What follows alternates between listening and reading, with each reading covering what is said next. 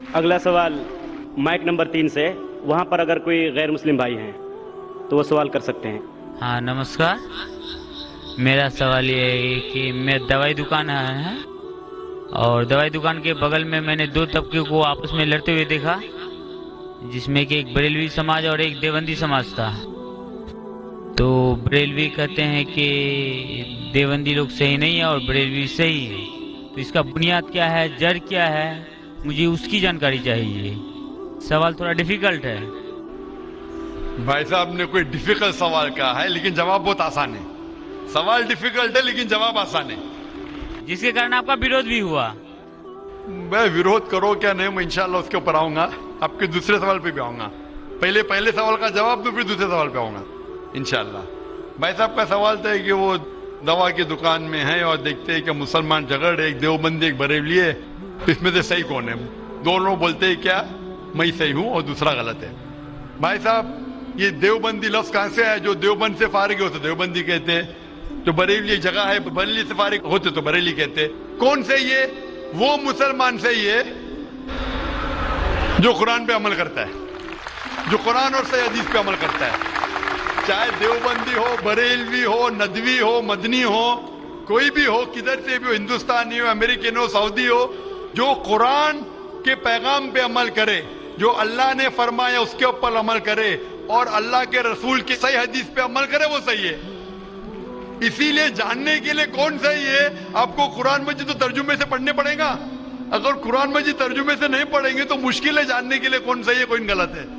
تو میری تقریر کی بنیاد تھی یہ، سوال مشکل تھا، جواب بہت آسان ہے۔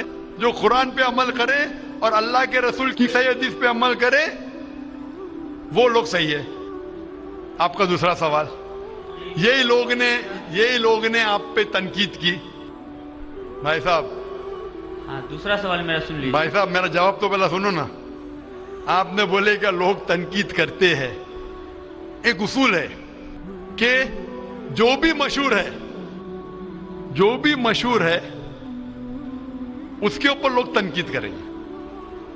دنیا میں سب سے بہترین انسان کون، دنیا میں سب سے مشہور انسان کون؟ آدم علیہ السلام سے لے کے آج تک کے ہسٹری میں سب مانتے ہیں کہ سب سے بہترین انسان محمد صلی اللہ علیہ وسلم ہے۔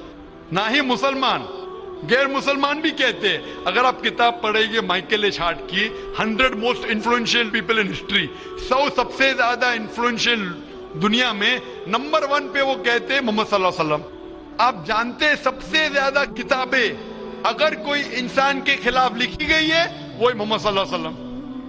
محمد صلی اللہ علیہ وسلم جیسے نیک آدمی، اچھے آدمی کے بارے میں لوگ نے سینکڑوں ہزاروں کتاب لکھی ہے، تو میں تو ناچیز ہوں، میں تو مقابلے میں ہوں ہی نہ ان کے۔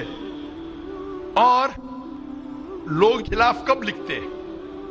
مثال کے طور پر محمد صلی اللہ علیہ وسلم جب پیغام پہنچا ہے اپنا، تو اس وقت کئی لوگ تھے جن کے ذاتی زندگی پہ فوراً اثر ہونے لگا، ذاتی زندگی پہ اثر ہونے لگا۔ کچھ لوگ کی زندگی سدھر گئی، ان لوگ تو ماشاءاللہ ایمان لے کے آئے۔ کچھ لوگ کا جو کر رہے تھے ان کا نقصان ہونے لگا، جو لوگ قرآن کی بات نہیں مان رہے تھے ان کا نقصان ہونے لگا۔ تو جو لوگ کا نقصان ہونے لگا وہ لوگ خلاف بات کرنے لگے۔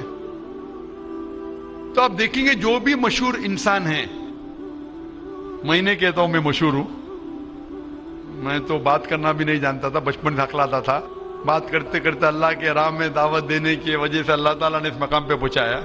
نہ ہی میں اپنے آپ کو عالم کہتا ہوں، میں تو طالب علم کہتا ہوں اپنے آپ کو، لیکن کیونکہ میں جو بھی بات کہتا ہوں قرآن مجید کے حوالے سے کہتا ہوں، جو بھی بات کہتا ہوں حدیث کا حوالہ دیتا ہوں۔ آج بھی جو تقریر میں نے کہا حوالہ دیا نا، میں انسان ہوں، غلطی کر سکتا ہوں، غلط ہے تو آپ آ کے بول سکتے ہیں۔ ذاکر بھائی آپ نے جو حوالہ دیا سورہ قمر کا سورہ نمبر 54 آیت نمبر 17، 22، 32، 40 میں نہیں لکھا ہے وَلَقَدْ يَسَّرْنَا الْقُرْآنَ لِلذِّكْرِ فَهَلْ مِن مُدَّكِرٍ؟ آ کے بولو۔